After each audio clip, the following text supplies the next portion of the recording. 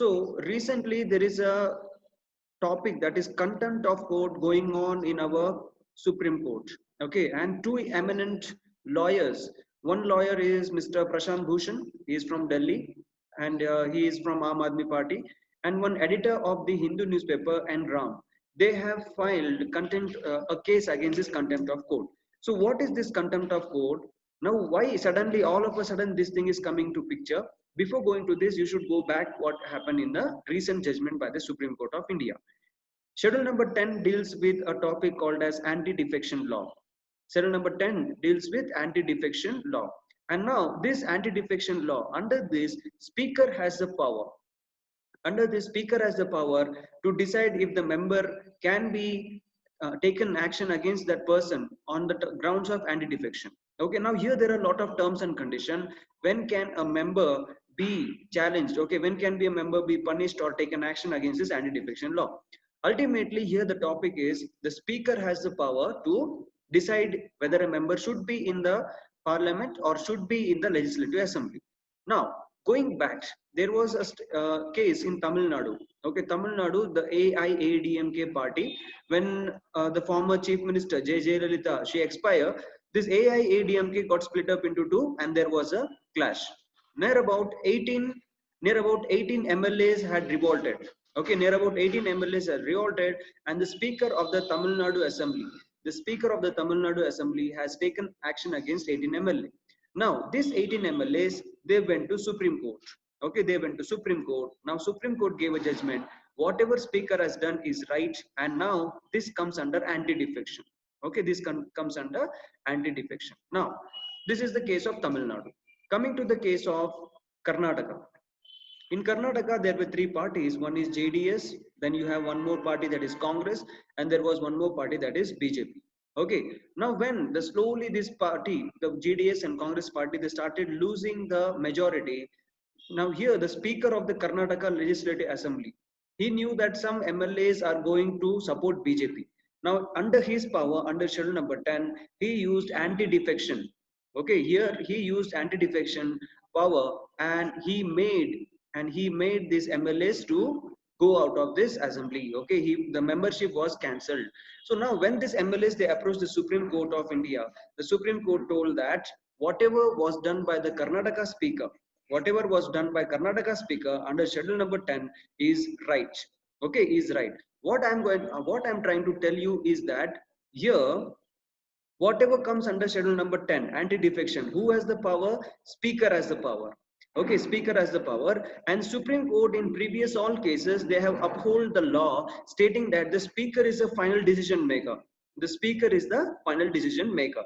But now here there is one more issue, that recently in Rajasthan, okay, in Rajasthan Legislative Assembly, the speaker took action against some rebelling MLAs. Okay, the speaker, again, what he is doing, he is taking action against the MLAs, and now all these MLAs, Sachin Pilot and all these people, now all these MLAs, they are approaching Supreme Court. Now there is a twist in this case. The Supreme Court, till yesterday, they were telling that it is the duty or the powers of the speaker to, under anti-defection law, they can take action. But now what happens, the Supreme Court is telling that the voice of dissent. Okay, the voice of dissent, what does it mean? Suppose if there is an MLA, okay, he has not done anything wrong. Okay, Okay, and now he is raising voice against some wrong. Suppose the particular party or something, if they are raising voice against any issue. So at that time, speaker may misuse the power. Under schedule number 10, anti-defection, and he may be framed. Okay, he may be framed only because he is talking against the party. So here the fundamental right, okay, the fundamental right of speech, okay, he is not free. The MLA is not free to voice his dissent. Okay, this is the topic given. Topic that the recent Supreme Court is telling that here a speaker cannot always talk about the anti-defection law.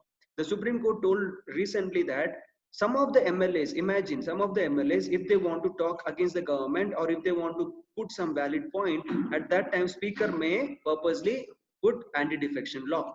Okay, schedule number 10. So here these MLAs have the right to dissent. So this is the thing going on. This is in the past. Now coming to the something called as contempt of court. Contempt of court. Now what is meant by contempt of court?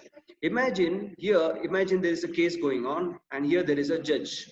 Okay, judge is going to be give a verdict, and here there are two people, those who are victim and accused. Okay, victim and accused. Imagine he is victim and he is accused. Okay, he is accused. So now here what happens, suppose if the lawyers are there. Okay, suppose this is lawyer 1 and this is lawyer 2, imagine here, and the judge is going to give the judgment. Okay, imagine the judge is going to give the judgment here. So when the judge is going to give the judgment, these lawyers, these victims and accused should be quiet. Okay, they should not raise any voice against the judgment. If they raise against voice, okay, if they raise against voice against this judgment, or if they talk something against the judgment, or if they insult the judge, okay, if they insult the judge, in this case there will be something called as contempt of court. Okay, there will be something called as contempt of court, and criminal cases will be filed against these guys, and all these lawyers and the accused and the victims will have to go to jail again. So what is the topic here?